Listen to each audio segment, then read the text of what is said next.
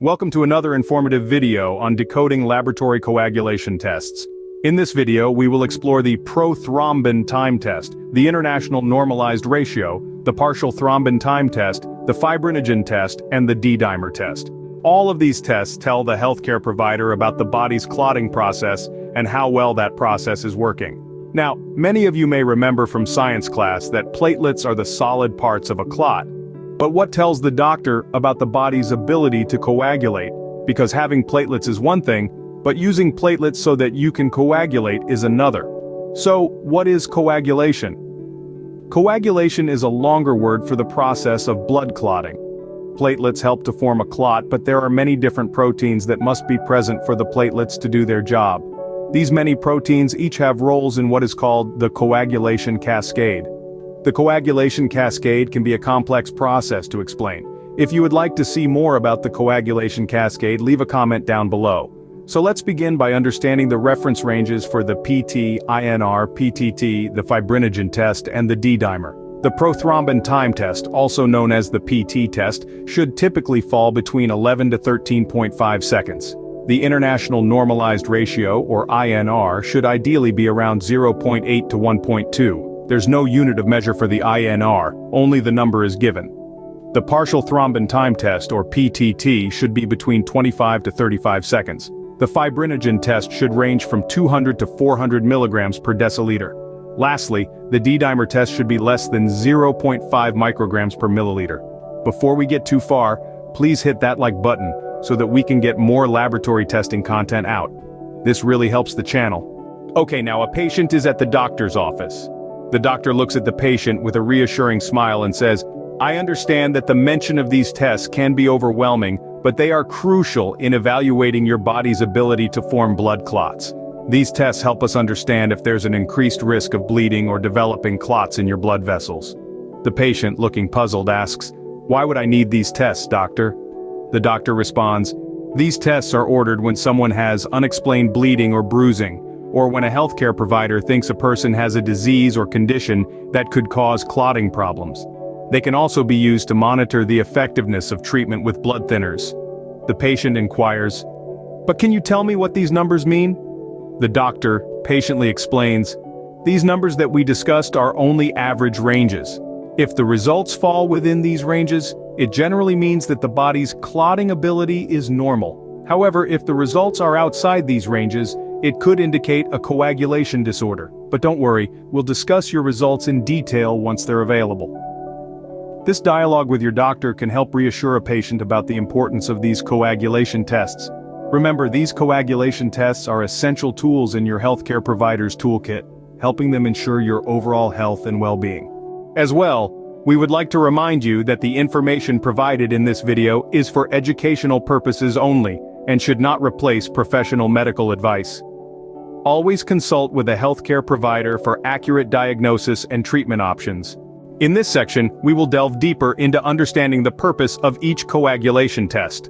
The prothrombin time test, or PT, measures how long it takes for your blood to clot, which is crucial in preventing excessive bleeding, and the PT focuses on the extrinsic and common pathways of clotting in the coagulation cascade. However, the extrinsic pathway is only measured by the PT.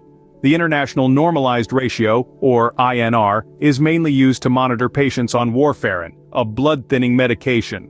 The partial thrombin time test, or PTT, also assesses the body's ability to form a blood clot, specifically focusing on the intrinsic pathway of the coagulation cascade, as well as the common pathway of clotting, also in the coagulation cascade.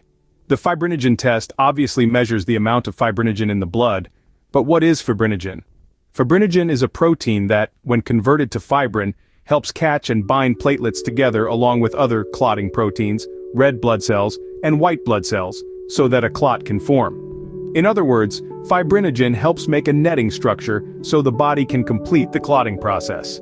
Lastly, the D-dimer test is used to rule out the presence of an inappropriate blood clot, such as those found in conditions like deep vein thrombosis or pulmonary embolism. Unlike the PT, PTT, and fibrinogen, the D-dimer is actually a measurement of fibrin breakdown.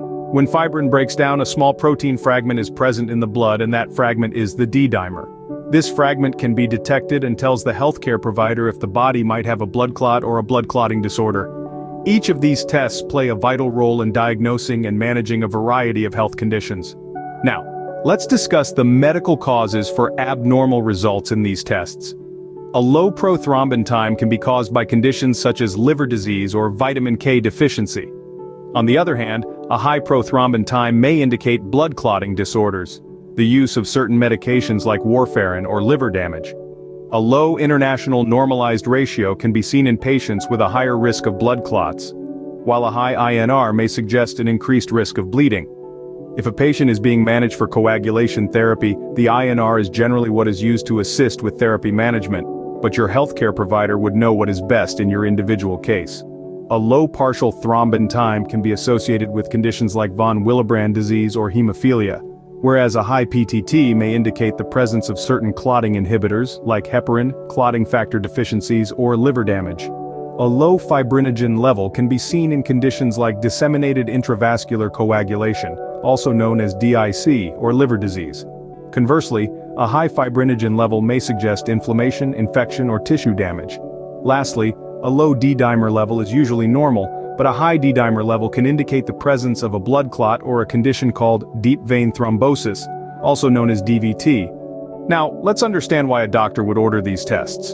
A prothrombin time and international normalized ratio test are commonly ordered to monitor the effectiveness of anticoagulant medications or to evaluate liver function.